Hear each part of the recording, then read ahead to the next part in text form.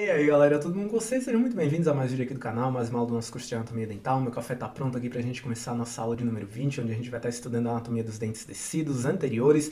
Lembrando que essa aula de anatomia dos dentes descidos era para ser a última do nosso curso, mas eu resolvi dividir ela em duas partes. Então primeiro a gente vai ver a anatomia dos descidos anteriores e depois a anatomia dos descidos posteriores. E além disso eu também resolvi adicionar aulas aí, né, com as diferenças entre os pré-molares e molares permanentes. Depois a gente vai estar resolvendo, a gente vai ter outros vídeos aí com a resolução de algumas questões de anatomia dental para que vocês consigam fixar todo o conteúdo, né, que foi passado aí nesses mais de 20 vídeos de anatomia do dente. E só lembrando, antes de começar aqui, claro, né, como eu já falei em todos os meus vídeos aqui desse curso, que eu tenho uma apostila resumida de anatomia dental que com certeza vai facilitar a tua vida no estudo dessa disciplina. Então clica no link da descrição para fazer o download desse material e dessa forma você vai estar apoiando o meu trabalho como criador independente de conteúdo aqui no YouTube, e eu sou muito grato a todos que acompanham e apoiam o meu conteúdo. É um trabalho que eu gosto demais de fazer, vocês não têm noção, assim. Mas, enfim, galera, vamos começar aí a discussão de algumas generalidades dos dentes descidos e depois a gente vai ver a anatomia individual de cada um dos dentes descidos anteriores. Mas então vamos aí começar essa aula discutindo algumas funções dos dentes descidos. Eu sei que às vezes não parece, é uma realidade que eu pelo menos não tinha noção quando eu estava no início da minha faculdade de odontologia, mas tem muitos pais que não cuidam dos dentes dos filhos por acreditar que os dentes de leite não têm função nenhuma na boca da criança. Então assim, é muito comum, eu que trabalho em posto de saúde, já trabalhei por bastante tempo em posto de saúde, é muito comum a gente receber aquelas crianças com os dentes de leite, tipo, destruídos, tá, galera? Dá uma dó, tá? E é uma situação bastante complicada, simplesmente porque esses pais não ensinam a criança a higienizar por acreditar nisso, por acreditar que os dentes de leite, eles são, tipo, descartáveis. Mas os dentes de leite, eles têm função estética, fonética, mastigatória e, além disso, eles mantêm um espaço para a erupção dos dentes permanentes. Então, assim, em relação à estética, tá? Uma criança que ela não tem um dente da frente, por exemplo, ou vários dentes da frente, tem os dentes da frente ali escuros, super cariados, essa criança pode sim ter problemas de autoestima, tá? Então é algo aí que às vezes até o psicólogo tem que entrar na jogada, mas às vezes o pai não cuida dos dentes da criança e quem dirá, né, que ele vai levar a criança a um psicólogo. É uma situação bastante delicada. Além disso, tá, a perda de dentes de leite precoce influencia na mastigação e quando a criança vai tentar falar, o ar escapa pela boca e ela não consegue falar determinados sons com clareza, tá? Tipo palavras aí com S. E além disso, uma criança que teve uma perda precoce dos dentes de leite, ela provavelmente vai precisar do uso do aparelho. Porque, como eu falei, os dentes de leite mantêm espaço em boca e com a perda desses dentes, o dente permanente que vem logo abaixo, ele perde a referência dele e pode demorar para aparecer em boca, e quando o permanente aparece em boca, ele geralmente aparece torto. Tá? Então assim, os dentes de leite são extremamente importantes e a higienização deles não pode ser deixada de lado. E como a gente já viu no início do nosso curso de anatomia dental, na aula onde eu falo de numeração dos dentes, uma criança pode ter 20 dentes de leite em boca. E 8 desses dentes vão ser incisivos, 4 vão ser caninos, 4 vão ser primeiros molares e 4 vão ser segundos molares, tá, galera? E aqui na dentição descida ou na dentição de leite a gente não tem a presença de pré-molares como ocorre na dentição permanente. E é por isso que a manutenção do espaço feita pelos dentes de leite é extremamente importante, porque tu imagina, uma criança ali ela vai ter 20 dentes de leite em boca, esses dentes, tá, que a erupção deles se completa aos 5 anos de idade e o último dente de leite é trocado mais ou menos aí aos 13 anos, mas tu para só pra pensar, uma criança tem 20 dentes de leite em boca e depois esses dentes precisam ser trocados por 28 dentes permanentes, tá? Sem contar os terceiros molares, que daí, se a gente contar esses dentes, que nascem mais ou menos entre os 17 e 21 anos, a gente vai ter 32 dentes permanentes. Mas pensa só, 20 dentes com uma coroa bastante pequena tem que dar espaço para 28 dentes com uma coroa que é muito maior. E como que isso ocorre, tá? Então a gente tem aí a troca dos molares descidos pelos pré-molares, e daí os primeiros e segundos molares vão nascer atrás dos pré-molares, tá? E os primeiros e segundos molares, eles simplesmente aparecem em boca, eles erupcionam ali de surpresa, eles não substituem nenhum dente. E daí uma criança que conseguiu manter todos esses 20 dentes de leite em boca, ela vai ter um bom espaço na arcada, porque esse espaço foi mantido pela erupção dos incisivos, caninos e pré-molares, e daí a arcada dela também cresceu para a erupção dos molares. Então é assim mais ou menos, tá? De forma bem resumida que esta troca acontece. E aqui nessa imagem a gente tem algumas diferenças dos dentes descidos para os dentes permanentes. Então a coroa dos descidos vai ser mais branca, galera, ela também vai ser, claro, menor, e as raízes dos dentes de leite, elas vão ser mais finas e elas vão ser bem mais abertas, porque é entre as raízes desses dentes que ficam os dentes permanentes que estão logo abaixo. Então os molares têm essas raízes bastante abertas para que os pré-molares, né,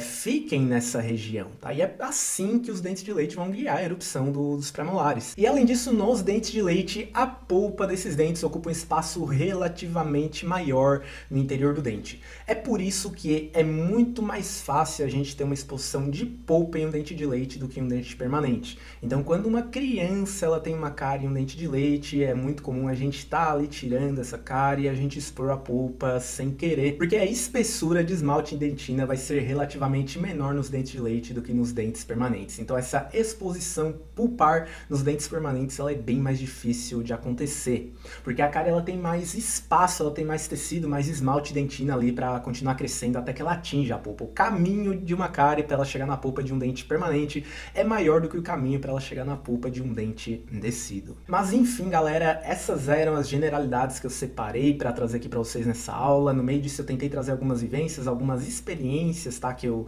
já tive na clínica aí nesses 6 anos que eu tenho de formado, mas agora aí a gente vai para o estudo da anatomia individual dos dentes descidos anteriores. E claro, a gente vai começar pela anatomia do incisivo central superior descido. E assim, galera, para começar aqui, tá, vale lembrar que no geral os dentes de leite eles vão ter várias semelhanças com os dentes permanentes. Vão ser dentes bastante parecidos, só que vão parecer meio que miniaturas dos permanentes.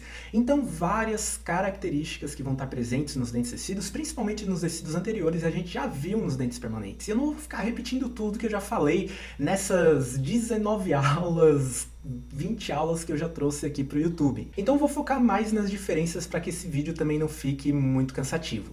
E em relação ao incisivo central superior, a dimensão mesiodistal do incisivo central superior descido, tá, vai ser maior do que a dimensão vestíbulo cervical. Isso aí não vai acontecer mais em nenhum incisivo da arcada, nem incisivo de leite e nem incisivo permanente, onde a dimensão vestíbulo cervical, a altura, vai ser maior do que a largura, a dimensão mesiodistal. E aqui, para o incisivo central superior descido, a mesial vai seguir a receitinha de bolo, vai ser maior do que a distal vai ser mais arredondada do que a mesial, que vai ser mais retilínea.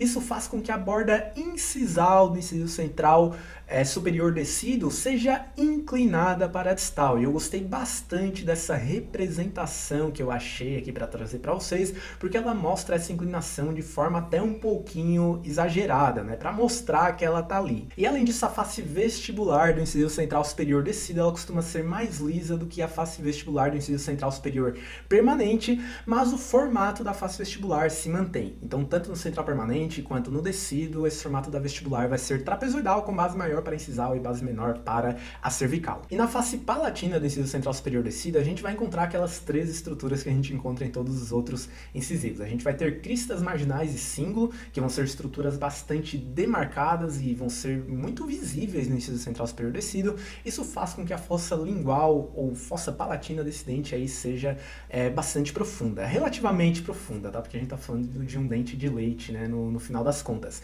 E nas proximais, tá? Que não tem nem muito o que falar, tanto a mesial quanto o distal vão ter formato triangular e a curvatura da linha cervical mesial vai ser mais fechada do que a curvatura da linha cervical distal. Lembrando, tá, que a análise da curvatura das linhas cervicais ela deve ser feita com mais cuidado ainda, porque provavelmente se tu estiver estudando um dente descido na tua prática de anatomia dental, esse dente de leite ele não vai ter raiz, porque os dentes de leite que a gente tem para estudo, em grande maioria dos casos, 99% dos casos, são dentes que caíram da boca da criança para dar espaço para o dente permanente. E quando um dente de leite é extraído, ele já está numa condição ali que a gente mal consegue ver coroa, e daí não é um dente que a gente pode, tipo, usar para estudar. E nesses casos, né, esses dentes, tipo, devem ser extraídos, dentes que não estão numa condição boa, mas daí eles vão ter raiz, só que não servem pro estudo, né, como eu acabei de falar. Não sei se a minha explicação disso ficou muito clara, mas enfim, vamos agora aí pro estudo da anatomia do incisivo lateral superior descido. E aqui, para este dente, a face vestibular também vai ter formato trapezoidal, como em todos os outros incisivos de leite, como todos os outros incisivos permanentes, e o destaque da vestibular do incisivo central, do incisivo lateral superior descido, desculpa, fica para o ângulo disto incisal, que vai ser muito mais arredondado do que o ângulo mésio incisal, que vai ser mais fechado, tá, galera? E aqui também, borda mesial da vestibular vai ser maior e mais retilínea do que a distal. E ao contrário do incisivo central superior descido, a altura da coroa do incisivo lateral superior descido vai ser maior do que a largura. Mas tá, agora eu quero que vocês imaginem uma situação hipotética junto comigo. Então vamos supor que tu esteja estudando a anatomia dos dentes descidos, você pega ali um incisivo para estudar.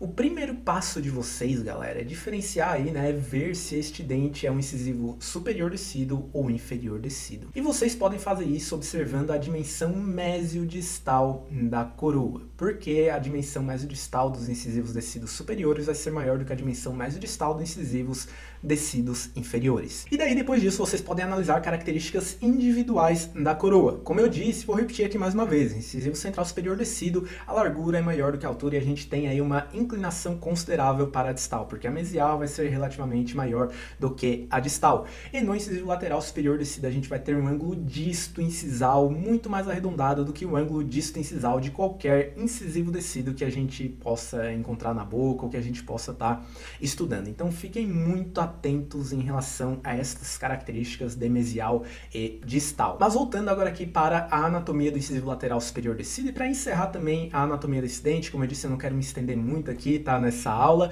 mas a curvatura da linha cervical mesial também vai ser mais fechada do que a curvatura da linha cervical distal, como acontece também no incisivo central superior descido. Então, em relação aos incisivos descidos, era isso que eu tinha para falar. Vamos agora aí para o estudo do incisivo central inferior descido, que também é conhecido aí como dente 181 ou dente 81. E de todos os incisivos de leite, o incisivo central inferior descido vai ser o mais simétrico, assim como também, né, o incisivo central inferior permanente, né, galera? Então aí esse dente vai ter uma altura que é maior do que a largura, tá? A dimensão mesiodistal vai ser maior do que a dimensão da incisal para a cervical. E daí a gente vai ter mesial maior que a distal, só que em muitos casos essa diferença de tamanho é muito sutil. E o ângulo meso-incisal vai ser mais fechado e menos arredondado do que o ângulo disto-incisal, que é levemente mais arredondado, tá, galera? E assim, essas características devem ser analisadas com cuidado, porque, como eu disse, tá, essa diferença é realmente muito pequena. E claro, na face lingual do incisivo central inferior, a gente vai encontrar cristas marginais, cíngulo e fossa lingual, assim como também na face palatal do incisivo lateral superior, que eu esqueci de mencionar, tá? Que, claro, o incisivo lateral superior descido também vai ter estas três estruturas. Só que essas estruturas, tá, vão ser muito mais demarcadas nos dentes nos incisivos descidos superiores do que nos incisivos descidos inferiores. Então tá aí mais uma coisa que você pode estar olhando para diferenciar, tá? Incisivos de leite superiores dos inferiores que ficam na parte de baixo da boca. E quase uma coisa que eu esqueci de falar, tá? Mas no incisivo central inferior descido, a borda distal da face vestibular costuma ser mais inclinada do que a mesial. Isto aí pode ser utilizado, né, pra gente diferenciar o incisivo central inferior descido que fica do lado direito para o incisivo central inferior descido que fica do lado esquerdo da arcada. Mas em relação a este dente era isso, não tem mais muito o que eu falar, não tem mais muito o que eu enrolar, encher linguiça. Vamos agora aí para o estudo da anatomia do incisivo lateral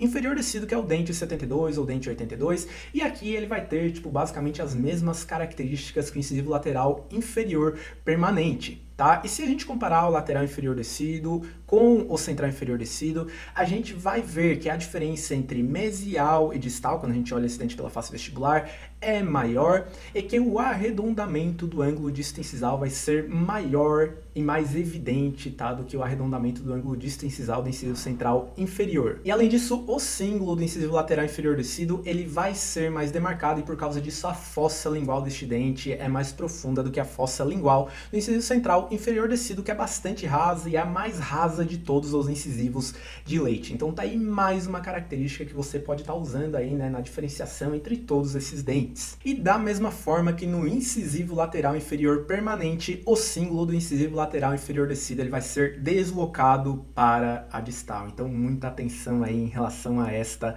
característica. E só pra gente encerrar essa parte aqui de anatomia dos incisivos descidos, Todos esses incisivos, claro, vão ter apenas uma raiz, e a raiz mais cônica de todas, que vai ser um pouco mais robusta, vai ser a raiz do incisivo central superior. E esta raiz ela vai ser menos achatada do que as dos incisivos descidos inferiores, e a raiz do incisivo central superior descido também vai ser mais curta do que a do incisivo lateral superior descido. Mas como eu já disse nessa aula aqui, geralmente a gente não vai ter as raízes dos dentes descidos para estar analisando e tudo mais, e por isso eu nem vou focar muito na anatomia radicular desses dentes nessa aula aqui. Mas enfim, agora vamos aí para o estudo da anatomia do canino superior descido. E logo depois a gente vai estar estudando a anatomia do canino inferior para encerrar essa aula aqui de uma vez, que eu acho que já está ficando longa demais. E o canino superior, galera, assim como o inferior, vai ter formato da face vestibular de formato pentagonal. Então a gente sai daquele padrão dos incisivos, onde todos os incisivos permanentes e descidos têm formato da face vestibular de formato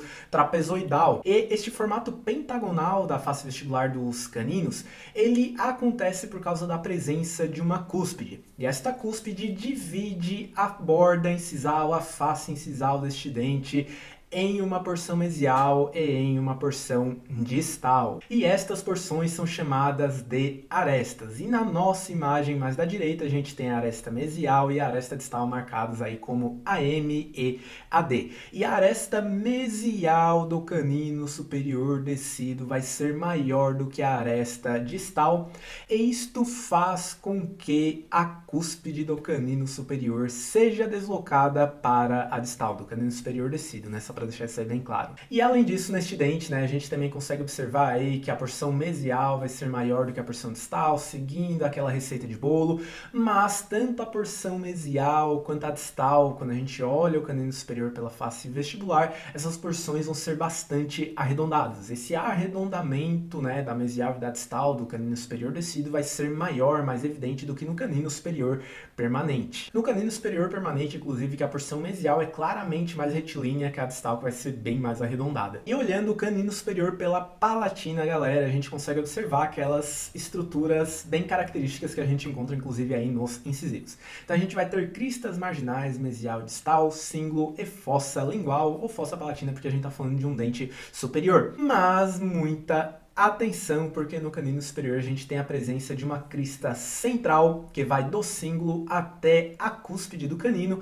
Esta crista divide a fossa palatina em duas porções, uma fossa mesial e uma fossa distal.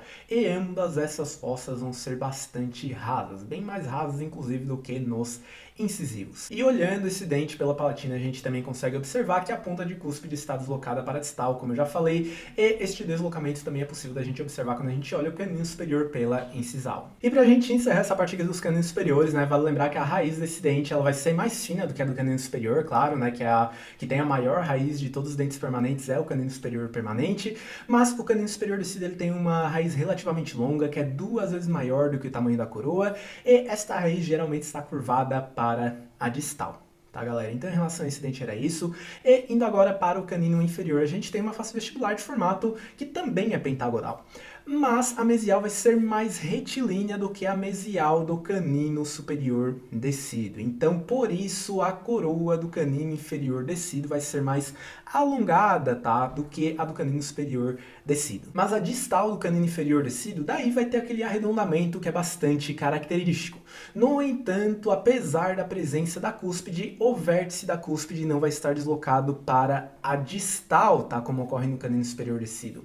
Porque a gente não vai ter mais uma aresta mesial maior do que a distal. Essas arestas vão ter praticamente o mesmo tamanho e em alguns casos a aresta distal pode ser maior. E quando a gente olha o canino inferior descido pela lingual, a gente vê que a fossa lingual desse dente, tá? Que as duas fossas linguais, porque a gente vai ter também uma crista que divide a fossa lingual do canino inferior, mas a gente observa que as fossas desse dente elas vão ser mais rasas do que a do canino superior descido. Tá? Então a gente também vai ter uma fossa mesial, também vamos ter uma fossa distal, e claro, a gente vai ter presença de cíngulo, presença de cristas marginais, que são aí estruturas que não podem faltar nos dentes anteriores, tá? Tanto de leite quanto permanentes. E a raiz do canino inferior, só pra gente encerrar aqui, ela também vai ter praticamente 2 vezes o tamanho da coroa, então ela também é uma raiz relativamente longa, ela também vai ter uma curvatura para a distal, mas ela costuma ser mais estreita do que a raiz do canino superior descido. Então a raiz do canino inferior descido costuma ter aí um leve achatamento mésio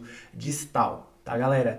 E assim, em relação aos dentes anteriores descidos, era mais isso que eu tinha para falar, tá? Então encerramos a nossa aula aqui. Não se esqueça de clicar no link da descrição para fazer o download da minha apostila resumida de anatomia dental. Como eu já falei, desta maneira você está apoiando meu trabalho como criador independente de conteúdo aqui no YouTube. E qualquer dúvida que tu tiver, é só deixar nos comentários que eu tô disponível, como eu sempre falo. Também pode me enviar lá no Instagram, tá? Que eu gosto bastante de discutir questão de concurso, o conteúdo das minhas aulas aí com a galera, né? É um dos pontos positivos da internet. E eu espero vocês na nossa aula de anatomia dos dentes descidos posteriores, para encerrar essa parte aqui do nosso curso de anatomia dental. Então, muito obrigado por ter acompanhado até aqui e até a próxima. Tchau, tchau.